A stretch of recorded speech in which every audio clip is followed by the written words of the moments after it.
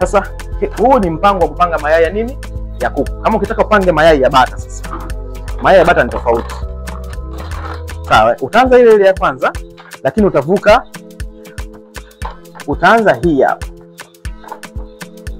Sawa, utaanza hii tundu ya pili. Yaani unaacha hii tundu ya kwanza unaanza tundu ya pili. Alafu unakuja unavuka tundu moja. Unavuka nayo tundu moja. Size naona kama hapo unaona leo inavyobadilika. Inavyobadilika.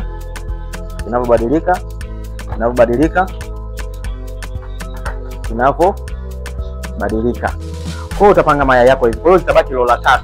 Lola 3 utatumia. Kwa hiyo hapo utapanga mayai ya kuku, mayai ya bata. Mayai ya bata yanakuwa kama size hii. Kwa hiyo utaweka hapa la kwanza, la pili, la tatu, la nne. Kwa hiyo itakaa mayai 4, alafu na huko itakaa mayai namna hii. Kwa hivi ndio napanga mayai ya bata. Kwa hiyo kupanga mayai ya bata ni kwa namna hii, na ukipanga mayai ya kuku ni kama nilivyoeleza mwanzo. Kwa hiyo lola 3 zitabaki kama unapanga mayai ya bata.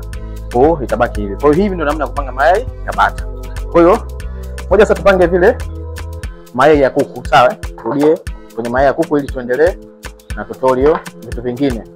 Sawa? Yaani hii video itaeleza kila kitu, yaani vitu vyote ambavyo vya muhimu kwenye incubator tutavielezea huko.